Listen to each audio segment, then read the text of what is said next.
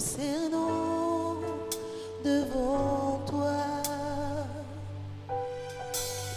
Nous nous prosternons devant toi. Nous nous prosternons devant toi. Nous nous prosternons devant toi. Nous levons nos mains. Nous levons nos mains. Nous levons nos mains. Et nous levons nos mains. Nous levons nos mains.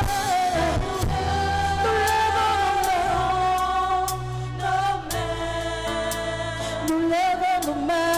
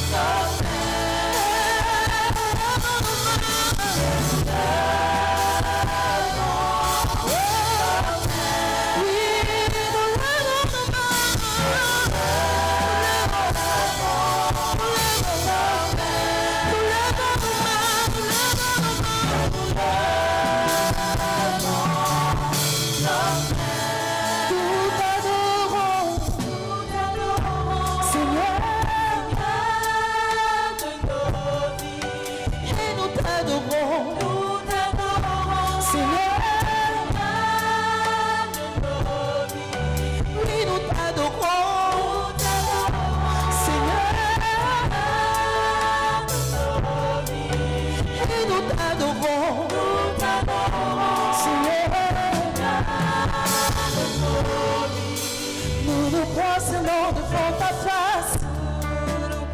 Prosternons devant toi. Devant ton autorité. Devant toi. Devant toi. Devant ta majesté, Seigneur. Devant toi. Devant ta fidélité.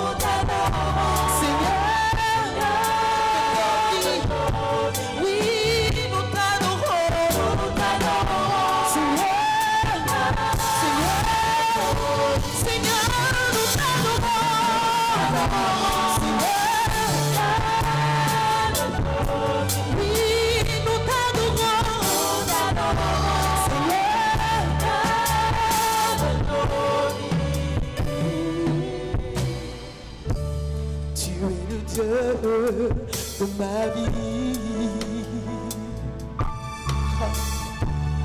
en toi j'ai trouvé le salut. Reçois, oh Dieu,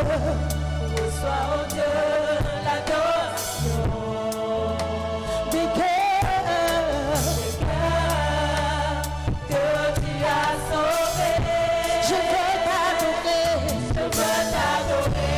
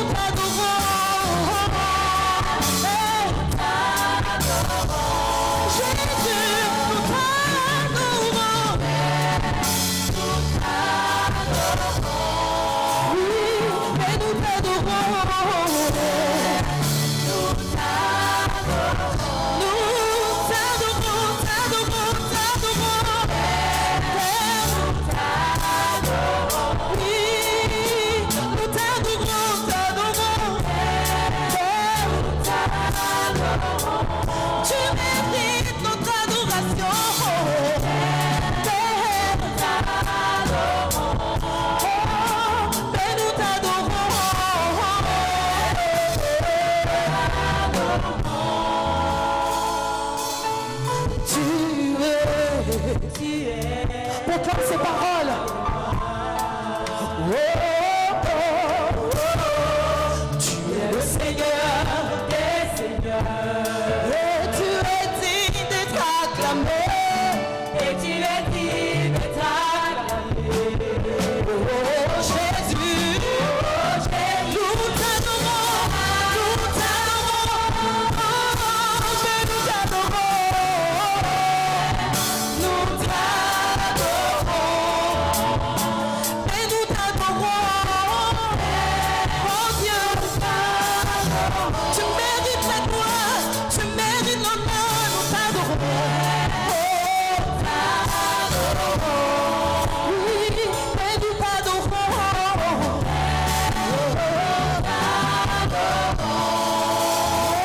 Et voici ma vie, voici ma vie. Je me répands humblement devant ta face. Ma vie qui t'adore ce jour, voici. Oui, ben voici ma vie.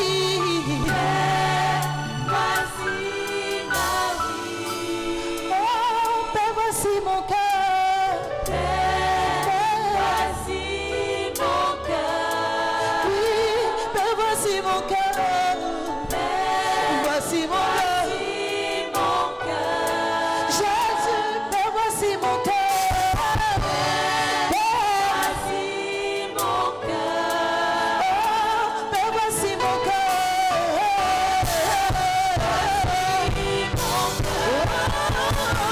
Et nous t'adorons.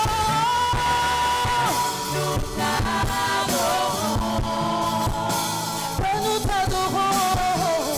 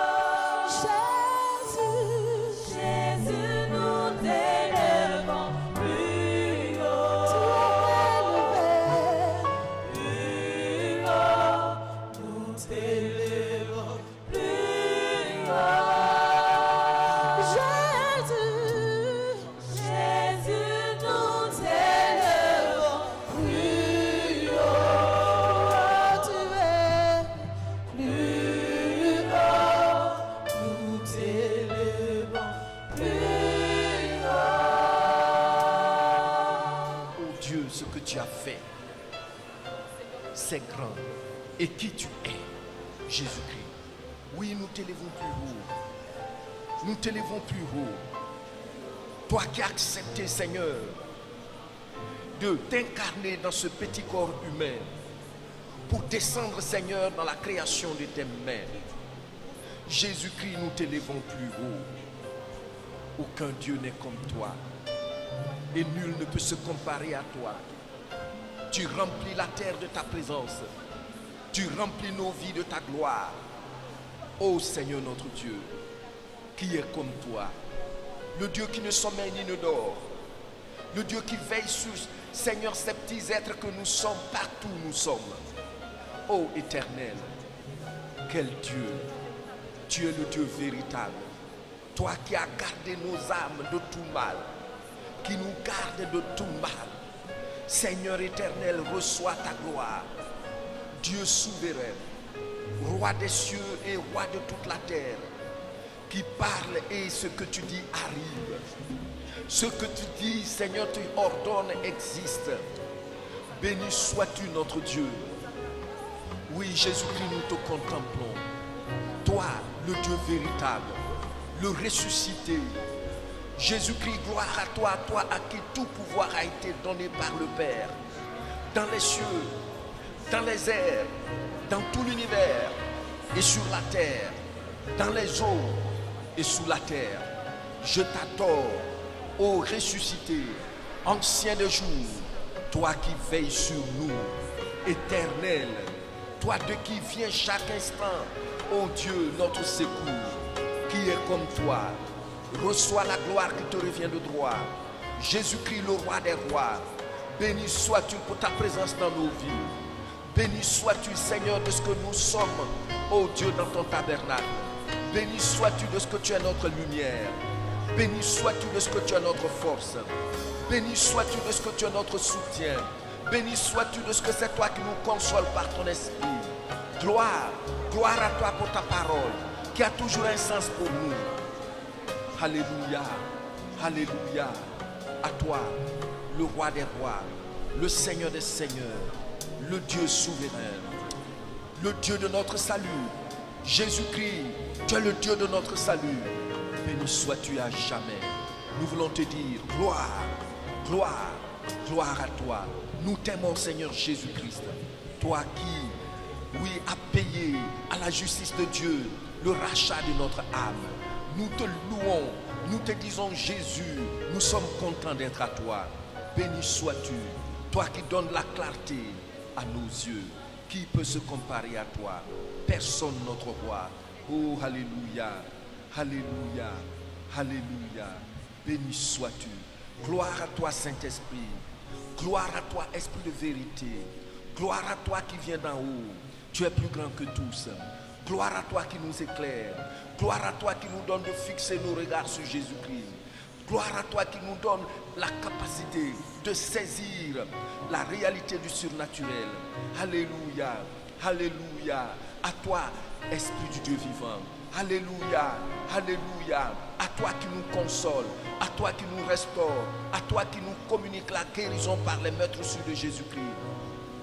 Saint-Esprit, nous t'aimons, nous t'aimons. Alléluia.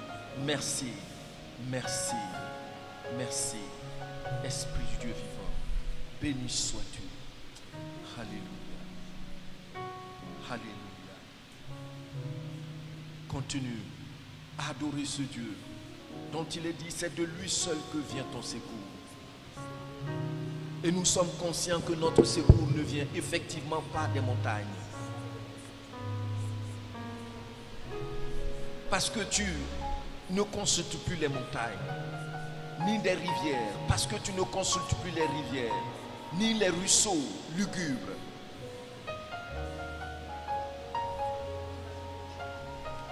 Ton secours ne vient plus de la tombe, du tombeau d'un ancêtre, mais de Jésus-Christ, du Dieu des cieux et de la terre. Loue-le pour cela. Alléluia. À toi, le Dieu dont vient notre secours. Ton secours ne vient pas de l'horoscope, mais de Jésus-Christ chaque instant de ton existence. Alléluia. Gloire à toi, ressuscité, le Dieu Tout-Puissant. Toi de qui vient notre secours. Continue de l'adorer, toi pour qui il ne sommeille ni ne dort. Oh, quel Dieu! Il ne sommeille ni ne dort, il n'est jamais fatigué, il n'est jamais faible.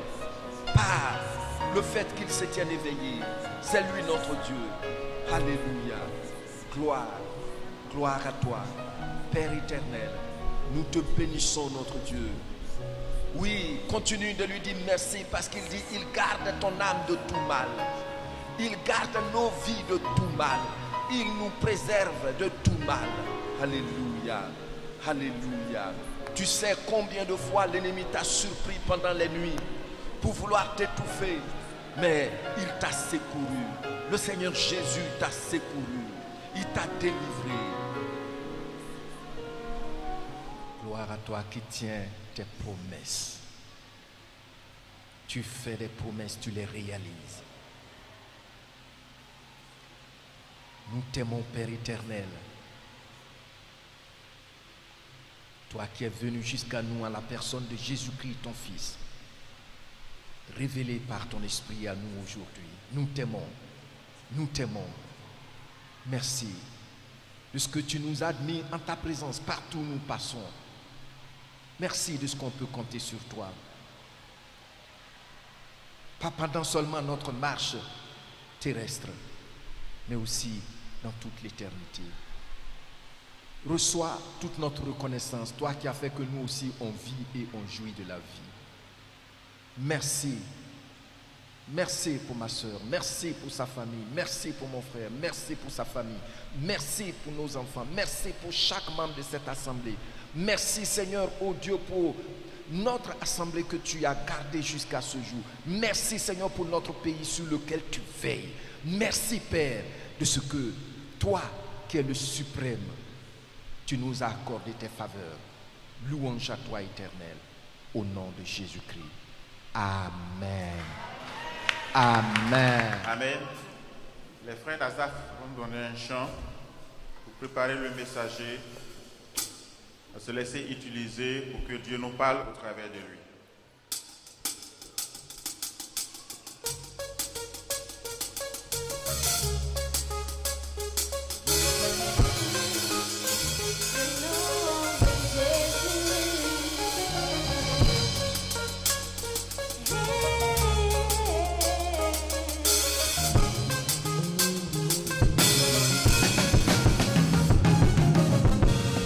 Que ton nom est magnifique.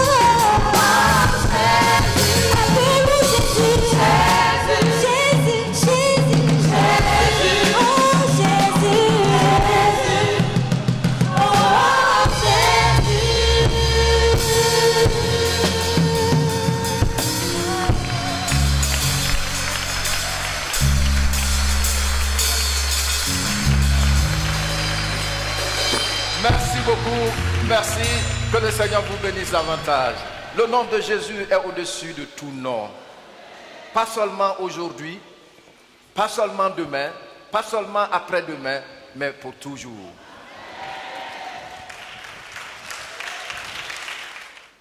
Bien, nous avons commencé à voir quelques ennemis de la foi. Et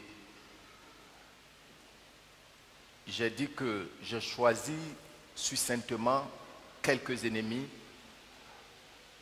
à cause du fait que nous avons un planning pour cette année, mais il fallait que je les partage avec vous parce que la puissance de la foi vient de la connaissance et de la compréhension. Amen. Donc nous avons vu l'esprit de moquerie pendant 2 semaines, comment il a étouffé la vie de beaucoup de chrétiens, comment l'esprit de moquerie a étouffé les relations personnelles entre les enfants de Dieu et leur Dieu. Et on a vu que le Seigneur a dit, on ne se moque pas de lui. Galates chapitre 6 verset 7. Ce que tu sèmes, c'est ce que tu récoltes. Et nous, en tant que pays essentiellement agricole, on le sait. Ce que nos parents sèment, c'est ce qu'ils récoltent. Donc, il faut que, si nous voulons continuer à avoir une relation fructueuse avec notre Dieu, avoir une foi endurante, persévérante, qui fait des exploits avec Dieu, prenons garde à cet ennemi-là. Celui qui vit dans la moquerie ne peut jamais expérimenter la prospérité et l'épanouissement selon le plan de Dieu. Psaume 1, je vous ai dit, Psaume 1, verset 1 jusqu'au verset 3. Je vous ai dit de bien lire ça, de bien apprendre ça par cœur.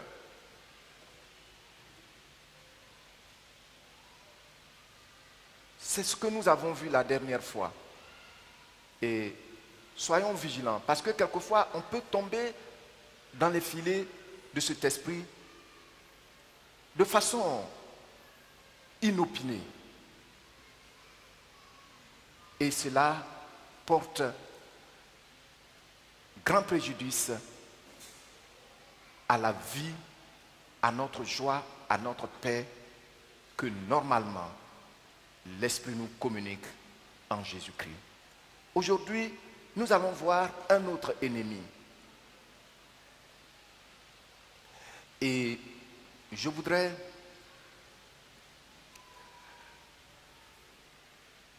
c'est le deuxième ennemi que nous allons voir. Je vous ai dit que j'ai choisi succinctement quelques ennemis. Toutefois, souvenez-vous que nous avons vu dans le passé la peur. Et je vous ai dit la dernière fois que la peur est dispatchée, il est présent sur tous les fronts. Elle est présente sur tous les fronts, donc on en a déjà parlé. Donc, je voudrais essentiellement, dans cette deuxième partie de notre enseignement, fixer notre attention sur 2 ennemis de la foi qui sont endogènes, c'est-à-dire en nous. Aujourd'hui, nous voyons la vue. Et après, nous allons voir l'ouïe. Est-ce qu'on m'entend au fond là-bas? Vous m'entendez bien? D'accord. Aujourd'hui, nous allons voir la vue. Et dans la suite, nous allons voir l'ouïe. Et donc, nous commençons à dire, quand on parle de la vue, de quoi s'agit-il? L'organe de la vue. On parle simplement de l'œil, n'est-ce pas? Donc, aujourd'hui, nous allons commencer à parler de l'œil, n'est-ce pas? C'est sûr que certaines personnes, quand on voit le grand ministère de l'œil ou des yeux, on peut se poser la question, en quoi cet organe peut être un ennemi? L'œil nous permet de voir et de nous conduire sans danger dans tout environnement où nous nous trouvons, n'est-ce pas? Voilà. Et j'ai vu le dictionnaire Larousse qui dit que l'œil, c'est l'organe qui nous accorde la faculté de voir, de percevoir la lumière, les couleurs, les formes et le relief des objets. C'est vraiment merveilleux, c'est positif. Et puis, quand nous continuons toujours, on voit que le Seigneur Jésus parle de l'œil. L'œil a un grand ministère. Dans Matthieu chapitre 6, le verset 22 au verset 23, le Seigneur Jésus présente l'œil comme l'ampoule. L'ampoule ou la lampe du corps, n'est-ce pas? Et il dit que quand cette ampoule est grillée, tout le corps est dans les ténèbres. Effectivement, quand dans une maison, hein, dans notre chambre, une fois que l'ampoule est grillée, bien qu'il n'y ait pas de coupure, on voit que toute la chambre est plongée dans les ténèbres. Et donc c'est ce que Jésus-Christ est en train de dire ici, que l'œil est l'ampoule ou la lampe du corps. Sa qualité donc détermine celle de l'environnement tout entier de notre corps. C'est ce qu'il dit. Si ton œil est en mauvais état, tout ton corps est dans les ténèbres, n'est-ce pas? Donc sa qualité détermine l'environnement du corps entier. L'œil est donc un magnifique don de Dieu. En tant que tel, comme je l'ai dit tantôt, en quoi l'œil peut-il constituer un ennemi de la foi? C'est un don. Alors, nous allons voir notre premier pas. Les yeux en tant qu'ennemis de la foi. Vous mettez les yeux en tant qu'ennemis de la foi. Il ne joue pas seulement le ministère que Dieu lui a originellement confié, mais ils peuvent devenir ennemis quand ils vont au-delà de leur cahier de charge. Qu'est-ce que j'ai dit? Donc les yeux peuvent devenir ennemis quand ils vont au-delà de leur cahier de charge.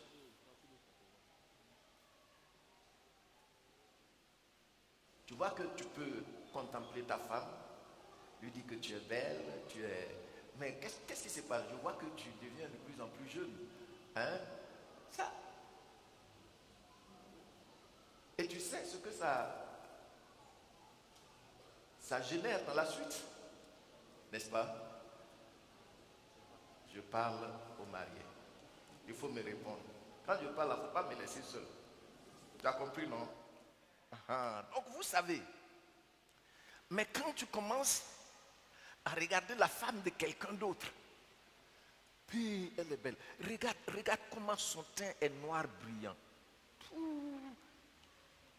Tu vas avec tes yeux, tu vas au-delà du ministère qui lui a été originellement confié. Et vous savez, donc c'est ce que je suis en train de dire. Vous comprenez maintenant, non? Il faut bien me comprendre. Comme ça, tu vas être heureux dans ta foi. Il y a plusieurs années de cela ici, je vous ai enseigné sur les portes. Et je vous ai dit que l'homme est un être de porte. Sur nous, il y a différents types de portes. Il y a des portes à peine perceptibles. C'est-à-dire, si tu ne fais pas attention, tu ne peux pas les voir. Par exemple, les porcs. Mais c'est par ces portes-là que, généralement, beaucoup de déchets sont dégagés de notre corps. Donc, l'homme est un être de porte. Et il y a des portes qui sont boulevards à l'esprit et à l'âme. Nous avons déjà vu ça ici. Je vous ai enseigné là-dessus pendant peut-être 2 mois. Il y a par exemple le sexe. Oh, ça c'est le boulevard, c'est une des portes, boulevard à ton âme. On ne joue pas avec ça.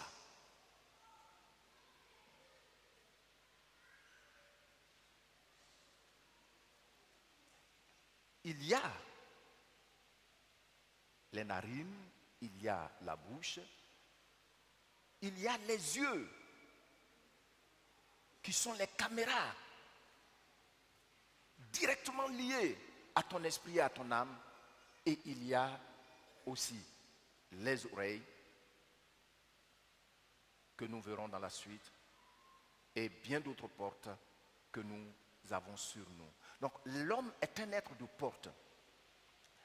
Et ce qui est intéressant, c'est que toutes ces portes fonctionnent de façon harmonieuse. Bien entendu, il y a certaines portes qui ont des influences négatives quand elles vont au-delà des limites que Dieu leur a assignées. Alors, ceci étant, comme je l'ai dit tantôt, nous allons voir comment l'œil, les yeux, quand ils vont au-delà de leur cahier de charge, peuvent devenir ennemis, peuvent nous influencer au point de désobéir à Dieu. Les yeux peuvent nous influencer au point de désobéir à Dieu. Les yeux peuvent nous influencer au point de nous contredire nous-mêmes.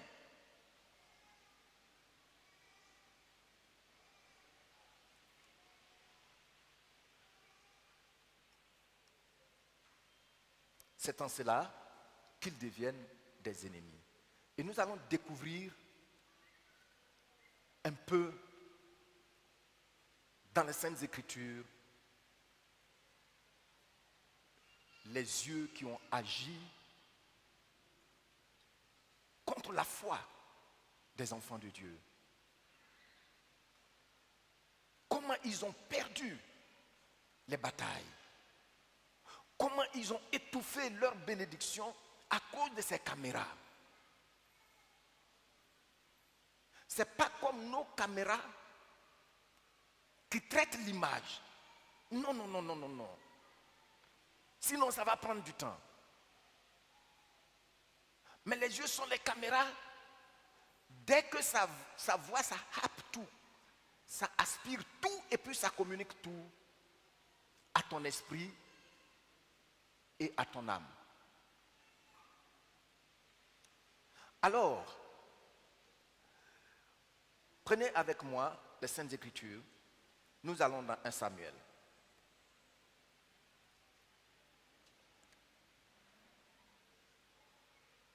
Guerre entre Philistins et Israélites.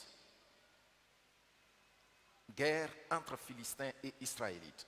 1 Samuel, chapitre 17. C'est tout le chapitre 17. Mais nous allons lire de façon épisodique certains passages.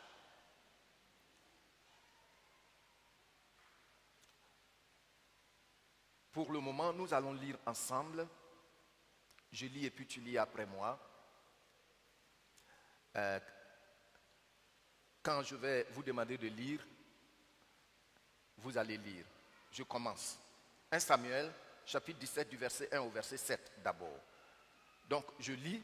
Quand je vais vous dire, lisez avec moi, vous lisez.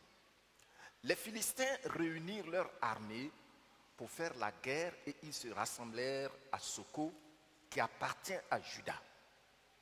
Ils campèrent entre Soko et Azeka, à Éphès d'Amim. Saul et les hommes d'Israël se rassemblèrent aussi. Ils campèrent dans la vallée des Térimènes et ils se mirent en ordre de bataille contre les Philistins. Les Philistins étaient vers la montagne d'un côté et Israël vers la montagne de l'autre côté. La vallée les séparait. Maintenant, vous allez lire la suite avec moi. Un homme sortit alors. Soulignez bien ça. Un homme sortit alors du camp des Philistins et s'avança entre les deux armées. Il se nommait Goliath. Il était de Gath. Et il avait une taille de 6 coudées et un empan. Sur sa tête était un casque d'airain. Et il portait une cuirasse à écailles du poids de 5000 cycles d'argent. Il avait aux jambes une armure d'airain et un javelot d'airain entre les épaules. Le bois de sa lance était comme une ensouple de tisserand. Et la lance pesait 600 cycles de fer. Celui qui portait son bouclier marchait devant lui.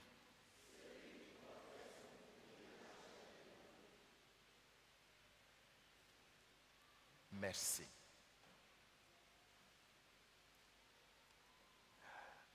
Alors, la Bible nous rapporte qu'il y a eu une guerre entre les Philistins et Israël. C'est eux qui sont venus dans le territoire d'Israël parce que là où ils se tenaient actuellement, c'est le territoire de Juda. Et quand nous lisons le texte, on va voir que pendant 40 jours, ils étaient sur le champ de bataille. Et ce texte que nous venons de lire est décisif. Parce que le texte nous dit que quand ils vont sur le champ de bataille, il y a un homme qui apparaît. Alors, un homme qui avance. Et on prend le temps de décrire l'homme. Ils ont donné son nom. La ville des Philistins où il habitait. Pourquoi une telle description?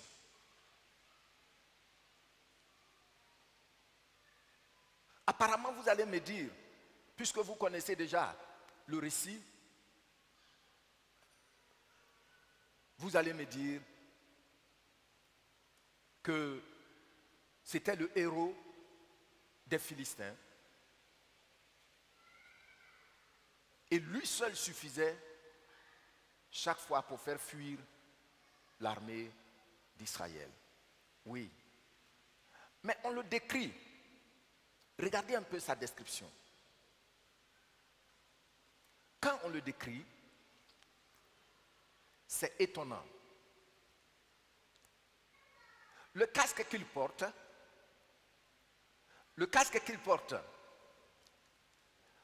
casque de bronze, ça fait 60 kilos.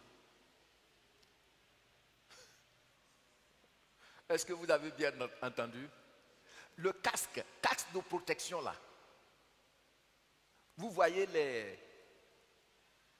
les militaires anti-émeutes qui portent les casques.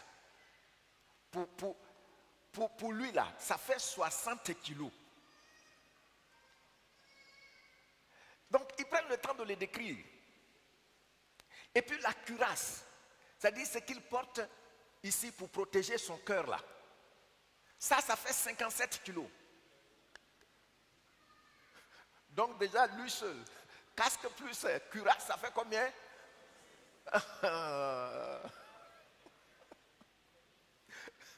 Et puis,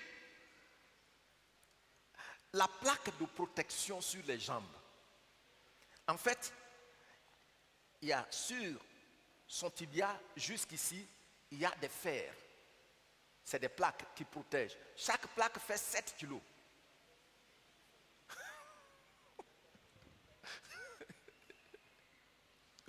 Vous voyez. Et puis sa hauteur, sa taille. Sa taille fait entre 2,80 m et 3 mètres, selon nos mesures actuelles. Regardez un homme de 2,80 m ou bien 3 mètres. C'est une montagne.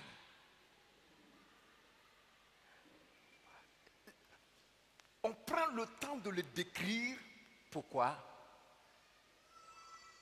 Pour nous expliquer pourquoi, quand le peuple le voyait, le peuple était effrayé et prenait la fuite.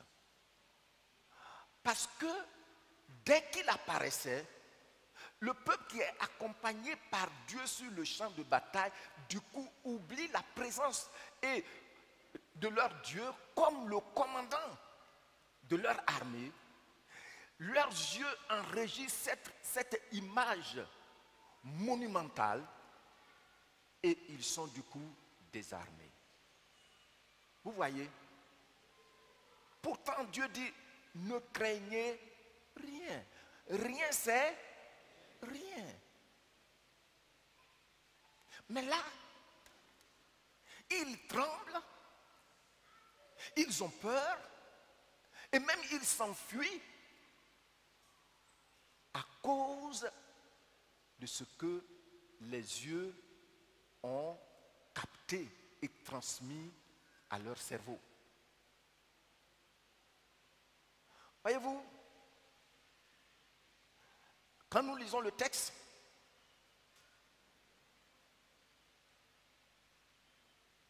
nous dit que quand les Philistins, les Israélites le voient, qu'est-ce qu'ils font? Ils prennent la fuite. Ils s'enfuient avec leur roi. Verset 24. Regardez le verset 24. À la vue de cet homme, vous voyez non? À la vue de cet homme. Je vais vous dire que vos yeux peuvent vous désorienter. Si vous détournez vos yeux spirituels de la parole du Seigneur, vos yeux physiques vous désorientent. Regardez, à la vue, même, c'est-à-dire celui qui détenait même son bouclier là, c'est-à-dire lui, il ne détient pas bouclier, hein. En souple là, dans le souple dont on parle, c'est le gros bâton sur lequel les tisserands mettent les fils là. les fils pour venir jusqu'à où il s'asseye pour tirer. C'est un gros bâton. Tu vois? Et on dit que le fer qui est dessus là, parce que c'est un javelot, hein, mais au bout, il y a un genre d'épée là, il y a une flèche qui est dessus. Ça seulement, ça pèse 6 kilos ou 7 kilos. Le petit fer qui est dessus aussi. Et donc, la Bible dit ici, le verset 24, à la vue de cet homme, qu'est-ce qu'Israël a fait? S'enfuir devant lui. Et puis, qu'est-ce qui s'est passé? Et furent saisis d'une grande crainte. Regardez le 25a. Lisez le 25a, la question. 1 et 2.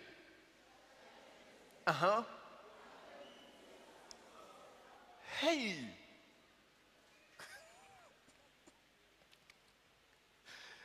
Même les généraux de l'armée, ils demandent à leur sujet, avez-vous vu cet homme? Si on court, c'est qu'il y a le feu derrière. Avez-vous vu cet homme? Du coup, c'était bien préparé. Comment utiliser les yeux pour ridiculiser leur foi dans l'Éternel, lui qui combat depuis les cieux? Comment utiliser les yeux pour les désorienter? Les communicateurs nous disent que plus de 60%, sinon 70% de ce qu'on voit reste. Mais ça ne reste pas simplement. Beaucoup de psychologues, j'ai parcouru, j'ai vu, sont d'accord que les yeux, ce qu'on voit, cause en nous des émotions. Maintenant, les émotions font que le cerveau produit une overdose d'hormones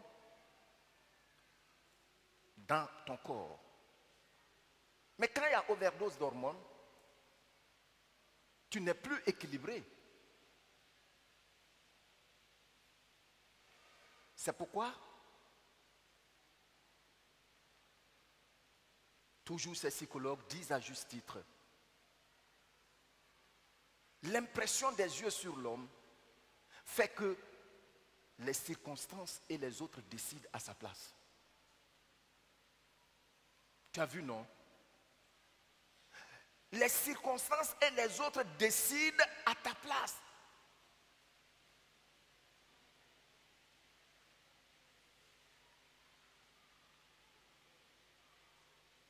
Ta volonté et tout ce que tu as appris à l'école de guerre disparaît du coup.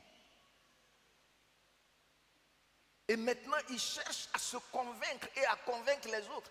Avez-vous, le 25a, avez-vous vu cet homme? Pourtant, il ne peut pas paraître inaperçu. C'est une montagne de chair.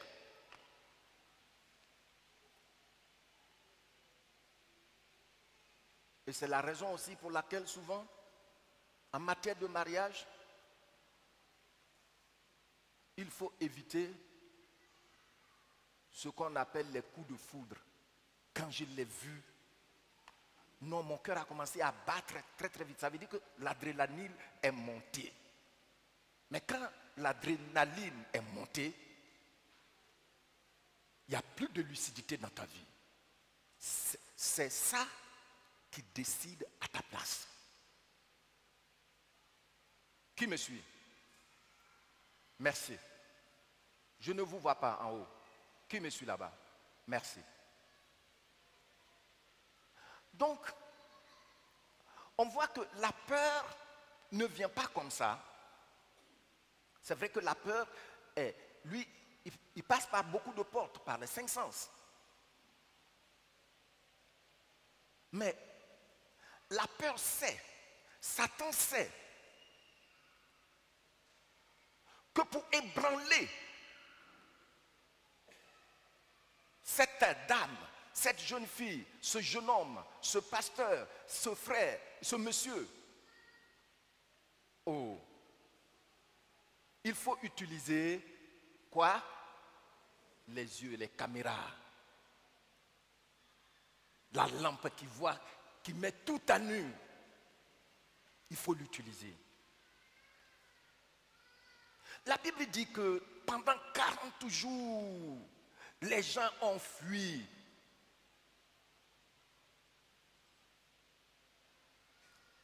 Un de mes enseignants, un jour en classe, disait, c'est juste une parenthèse que je vais ouvrir. Il dit, quand on parle de Goliath, les chrétiens sont surexcités.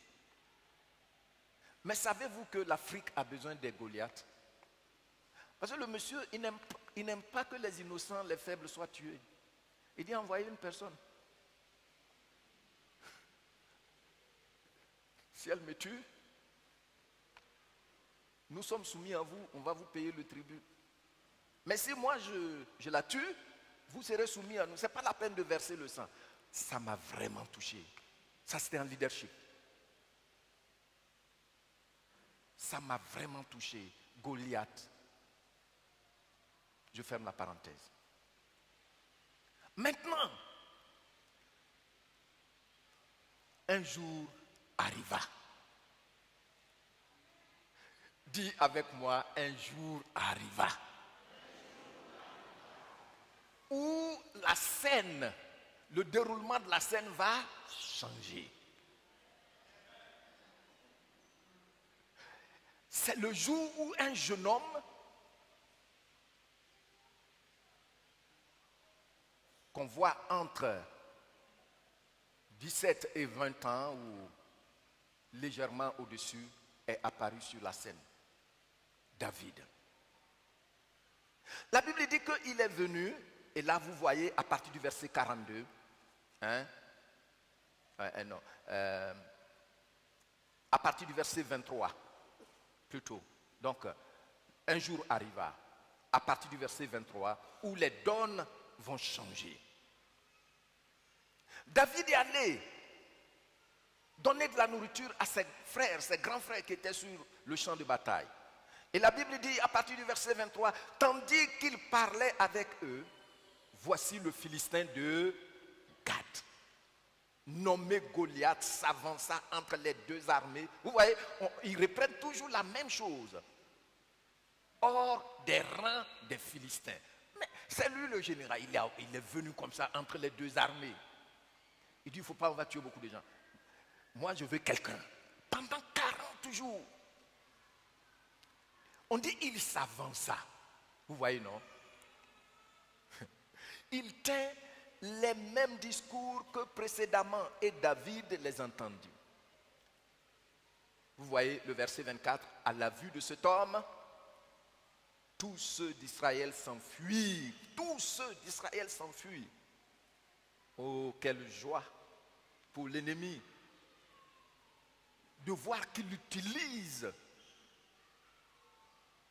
ce don parfait que Dieu a fait à l'homme, c'est-à-dire la vue, pour les combattre. Chacun disait, avez-vous vu s'avancer cet homme?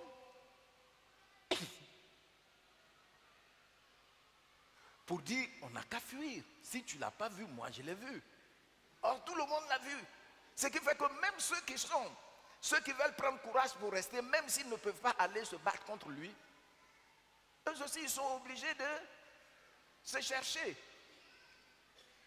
Et quand c'est comme ça, le Philistin marche. Et puis ils s'en vont manger, ils boivent. Sur le champ de bataille. Hein.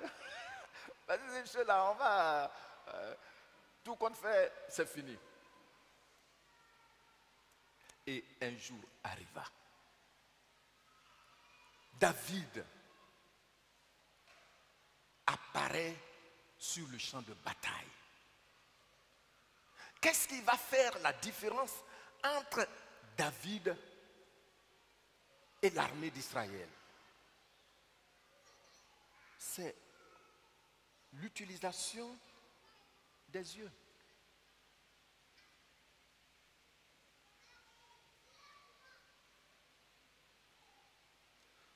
Le roi Saoul et toute l'armée d'Israël permettaient à ce qu'ils voyaient d'influencer ce qu'ils croyaient en leur général divin. Jéhovah, le Dieu très haut. Qui peut combattre contre lui?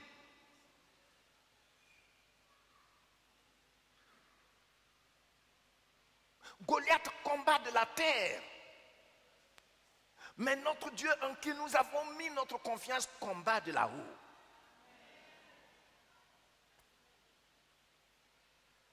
La guerre la plus meurtrière du monde fut la Deuxième Guerre mondiale, selon ce que l'histoire nous rapporte. Et vous savez, quand cette guerre a déclenché au début, c'était sur la terre. Les gens ont fabriqué des tanks, des chars, toutes sortes d'armes. On avait besoin de beaucoup de soldats. Mais à un moment,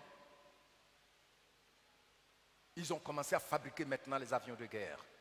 C'était l'Allemagne. Vous savez que à la fin de la guerre, c'est étrange. À la fin de la guerre, l'histoire nous rapporte que les grands scientifiques allemands qui ont été pris comme prisonniers de guerre ont été emmenés dans les pays vainqueurs. C'est ceux-là qui ont apporté leur science, qui ont révolutionné leur science là-bas.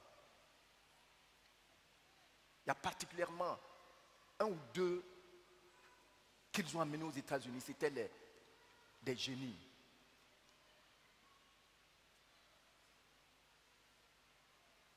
Les Chinois, et particulièrement les Japonais, c'était difficile de les battre, que les États-Unis les battent,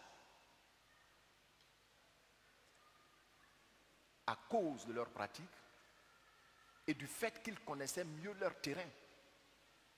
Beaucoup de soldats américains sont morts dans les bas-fonds, dans les forêts. Et comme ils ont pris des scientifiques prisonniers qui les ont aidés à concevoir des armes, ce qui a remporté, a mis fin à la bataille, c'est la guerre qui vient des airs. Mais nous, notre Dieu est au-dessus des airs. Je ne t'entends pas.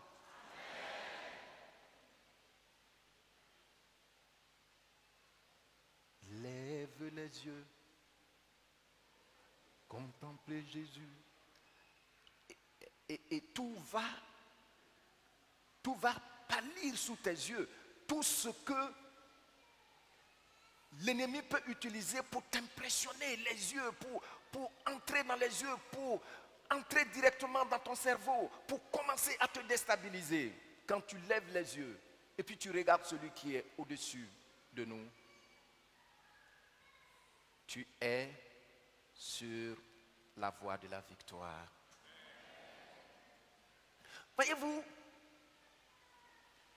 le jour où David est entré sur le champ de bataille, ce jour-là, les données ont... Et puis regardez maintenant. Qu'est-ce qui a fait que les données ont changé?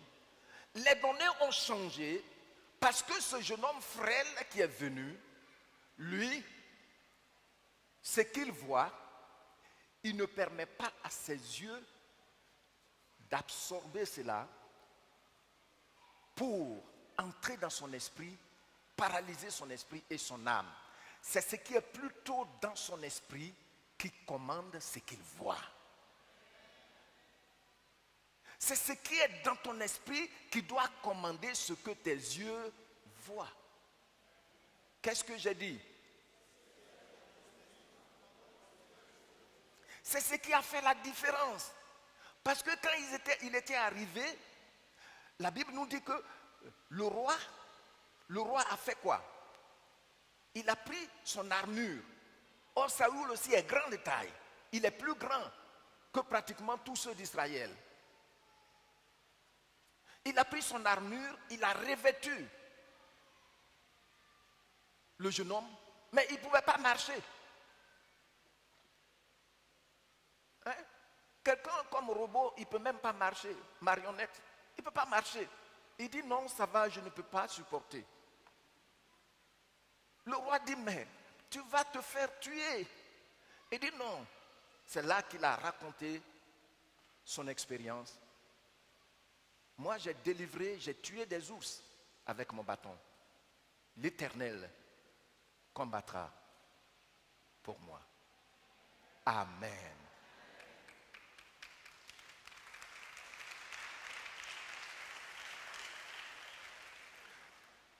En effet, lisons 1 Samuel chapitre 17, versets 42 ou 48.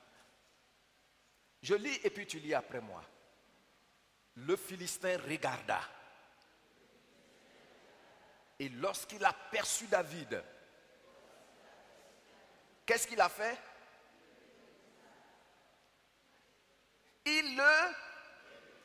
Pourquoi l'a-t-il méprisé?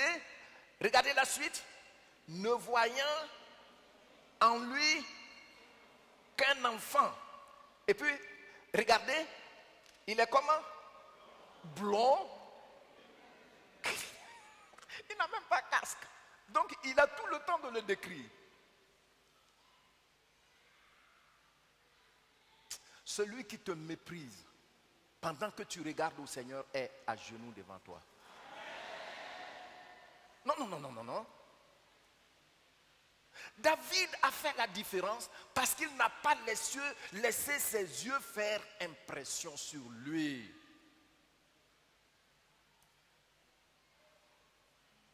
Quand on regarde aux promesses du Seigneur,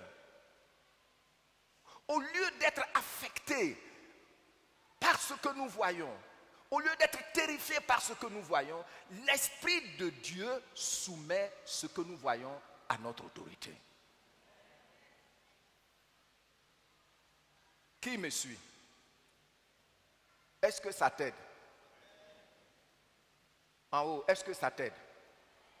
Merci. Voici ce que le Philistin a vu. Et puis regardez le verset 23. Je lis. Le Philistin dit à David, suis-je un chien pour que tu viennes à moi avec des bâtons? Il n'a même pas des bâtons. Et puis, vous voyez, non? Et après l'avoir maudit par ses dieux, malgré qu'il était costaud, 2,80 m ou 3 mètres presque, lui aussi, il comptait sur quelque chose. C'est là qu'on découvre ça. Écoutez, vos adversaires comptent sur quelque chose. Mais ce quelque chose sur lequel ils comptent est sous les pieds, vous, de votre Dieu.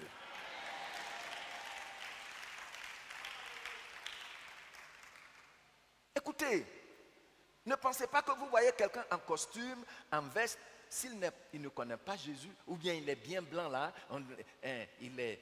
non, il compte sur quelque chose.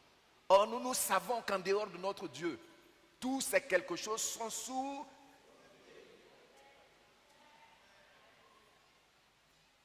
Tu as compris, non?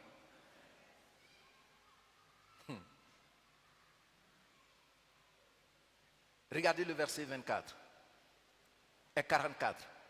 Il ajouta, viens vers moi et je donnerai ta chair aux oiseaux du ciel et aux bêtes des champs.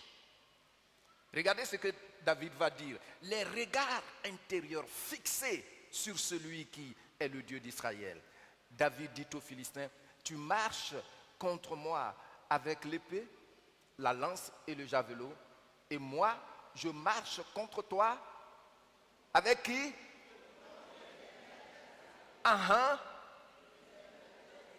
Oui. Tu as vu? Je vais vous dire quelque chose.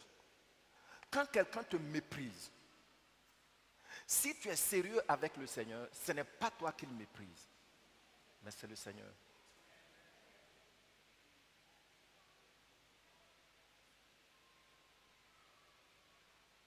Quand dans la famille, quand dans le village, quand au travail, quelqu'un se fait passer pour Seigneur, il te méprise, ce n'est pas toi qui le méprise, mais c'est le Dieu d'Israël. C'est le Seigneur Jésus-Christ.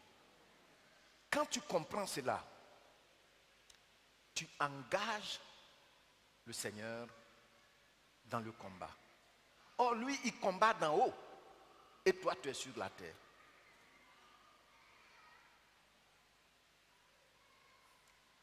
Et David ajoute, le verset 46, « Aujourd'hui, l'Éternel te livre entre mes mains, je t'abattrai et je te couperai la tête. » Quand on va voir la foi parle. Je vous dis, la foi parle. Là, c'est la guerre spirituelle même. Il dit, tu es un chien, tu es ceci. Il dit, c'est pas moi que tu insultes, c'est l'Éternel des armées. Hey, aujourd'hui, je coupe ta tête, toi qui dis que tu vas donner ma chair aux oiseaux du ciel. Je coupe ta tête. Alléluia. Et je ne vais pas couper ta tête avec n'importe quoi. Je coupe ta tête avec ta propre épée. Quelquefois, il faut savoir que les arguments que l'autre détient sont suffisants pour toi pour le vaincre. C'est comme ça.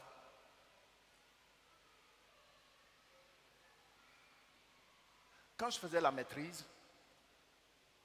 c'est là qu'on m'a enseigné ce système que j'applique souvent, qu'on appelle critical thinking. Critical thinking, c'est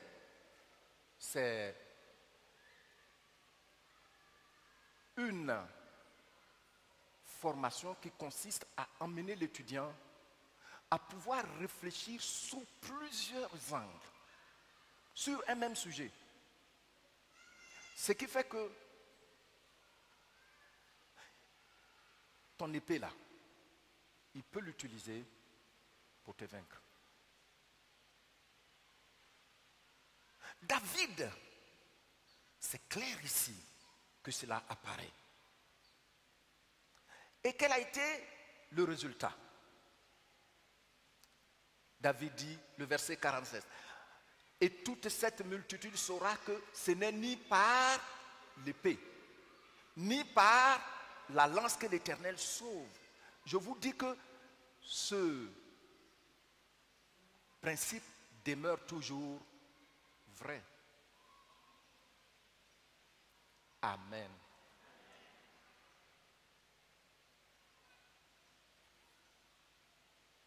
Qui comprend cela? En d'autres termes, merci. Il est en train de dire, ce n'est pas ce qui frappe à l'œil. C'est pas ça.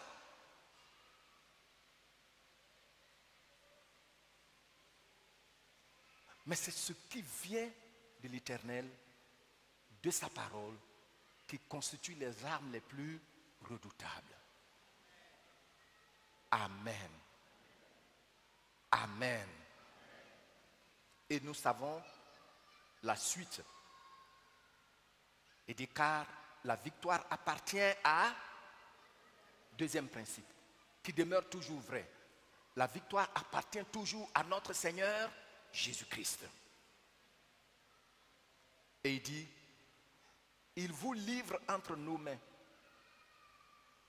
Regardez le verset 48. Je voudrais que vous lisiez juste la première phrase. Ah, verset 48, aussitôt, 1 et 2. Merci. Est-ce que vous voyez ce que ça fait?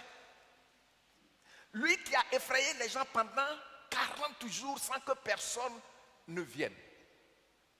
La joie maintenant. On dit aussitôt comment il a fait? Il s'est mis en mouvement. Ça veut dire qu'il est effrayant, en mouvement. En mouvement. C'est vraiment un mouvement. Et puis qu'est-ce que David a fait? On dit David, lui, il a couru. Acclamons le Seigneur.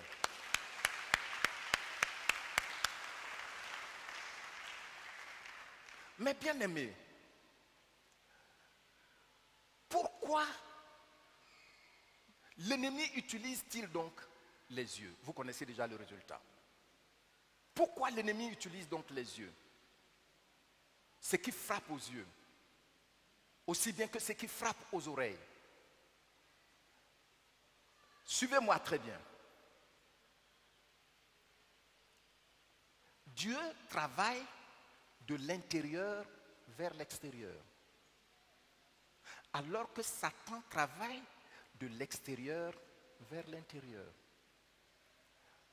Et comme c'est l'état de ton intérieur, c'est-à-dire de ton esprit et de ton âme qui détermine l'extérieur, c'est pourquoi nous acceptons fermement tout ce que Dieu nous dit.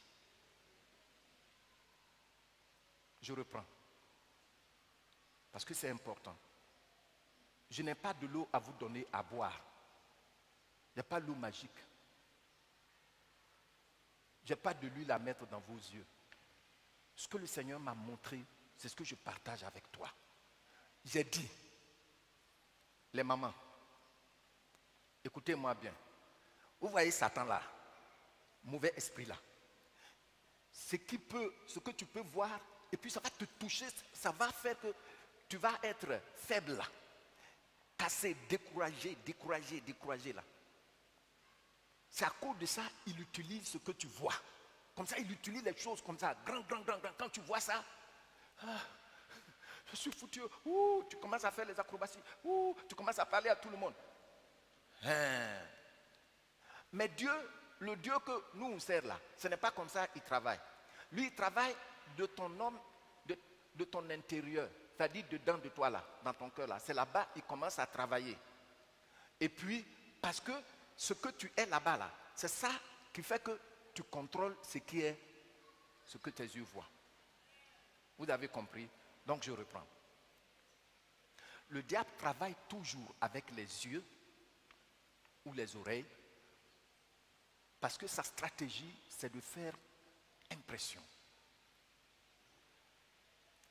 Il part donc de l'extérieur vers l'intérieur, au travers des yeux, aussi bien que des oreilles. Et maintenant, il entre. Quand il utilise cela, il déstabilise. Alors que Dieu, lui, il travaille de l'intérieur vers l'extérieur. Parce que c'est l'attitude de ton intérieur, c'est-à-dire ton esprit et ton âme, qui détermine ta victoire sur ce que tes yeux voient. Vous avez compris? C'est pourquoi Dieu dit, ne craignez rien. Même il dit à Jérémie, ces gens-là, si tu trembles devant eux, c'est moi qui vais te faire trembler. Si tu trembles devant eux, c'est moi qui vais te faire trembler. Pourquoi? Parce que tu les vois, ils sont barbus. Et puis souvent même ils parlent, tu ne vois même pas leurs lèvres parce que la barbe, les moustaches sont tout couverts. Et puis ils ont porté les chapeaux pour effrayer, ils sont comme ça. Et Dieu dit, ces gens-là, si tu trembles devant eux, Jérémie, c'est moi-même qui vais te faire trembler. Ils te feront la guerre, mais ils ne te vaincront parce que moi, je suis avec toi pour te délivrer. Donc, ce n'est pas une question de vue. Vous voyez?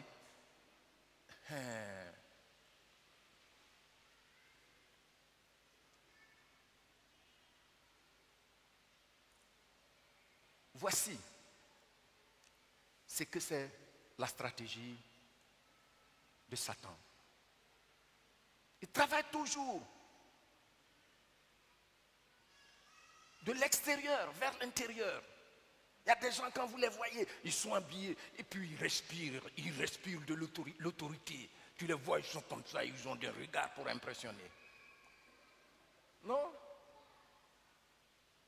Le Seigneur dit, c'est de l'intérieur que lui, il travaille. Parce que c'est l'état de ton intérieur qui détermine tout ce qui se passe autour de toi.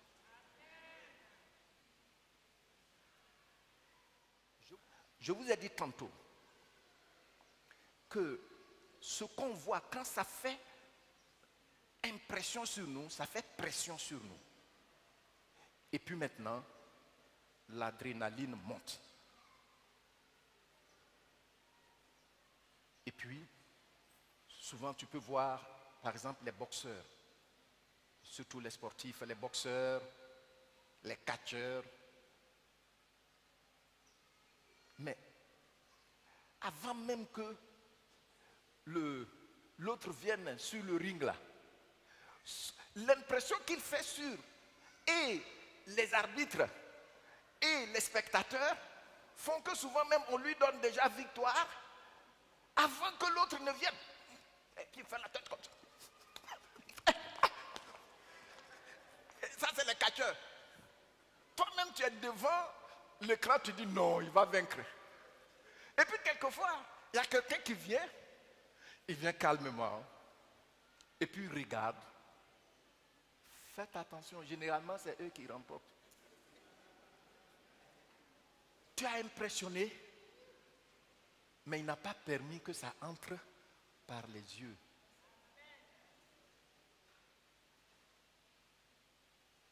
Nous sommes facilement vaincus, souvent c'est les titres. Souvent, non, moi je suis serein, hein.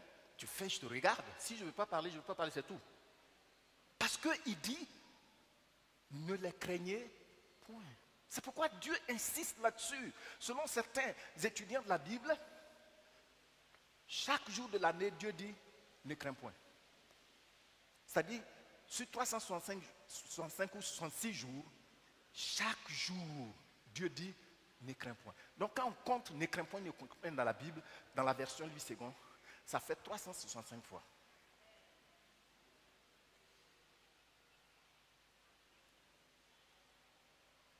Tu as vu? Il faut maintenant qu'on regarde de l'intérieur à partir de ce que Dieu nous a dit. Amen. Il y a des gens qui regardent même déjà leur salaire, ils sont découragés. Hein?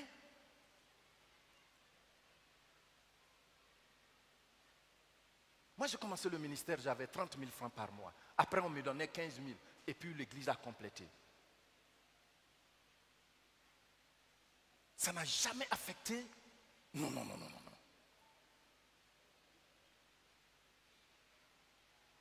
J'ai travaillé pendant 10 ans avant d'être engagé à la CNPS.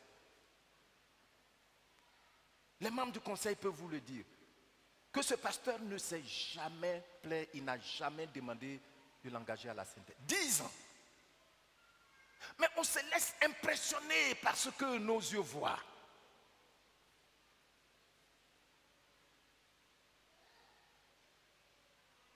Tu vois même les cadres de l'église qui n'honorent pas leur engagement. Déjà ça t'énerve, tu commences. Non. C'est quoi? Qu'est-ce que Dieu te dit? Tu vois ton patron, nous travaillons comme des esclaves. Non. Ne te laisse pas impressionner. Ces problèmes sont plus que toi. Tu sais, ceux qui parlent en millions et puis ils vous impressionnent là, leur problème commence, leur dette commence par millions. Ça ne commence pas par 1000. Hein.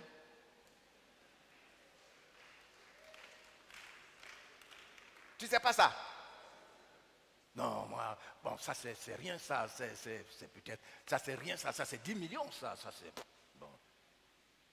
C'est que, petit problème pour lui là, ça commence par 10 millions. C'est pourquoi ils sont au pic et puis ils descendent, l'ennemi creuse un trou pour qu'ils descendent là-bas. Comme ça on ne les voit plus. Tu te laisses impressionner par quoi? Est-ce que ta vie dépend de ça? Hein? Mais bien aimés, veillons sur nos yeux. Amen. Veillons sur nos yeux. Veillons sur nos yeux. l'ennemi ne peut pas déstabiliser celui qui veille sur ses yeux et qui a les regards sur ce que le Seigneur lui a dit.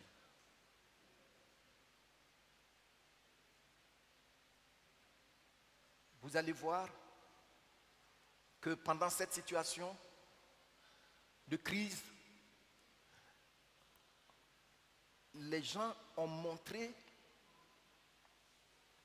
des morgues à la télévision. Ils ont montré la morgue, des morgues à choses d'Espagne, Italie, États-Unis, des cimetières. Vous savez pourquoi l'ennemi fait ça? C'est pour accélérer son plan de meurtrier. Il sait que ce qui entre dans tes yeux va directement, ça produit un overdose en toi. Et puis tu es ébranlé même sans que jamais coronavirus ne vienne dans ta maison. Pour beaucoup d'entre nous, ce n'est pas coronavirus qui va nous tuer. Mais si tu laisses ces images qu'ils montrent, mais quand ils ont montré pour l'Espagne, regardez les cercueils, on dit qu'il n'y a plus de place à la morgue.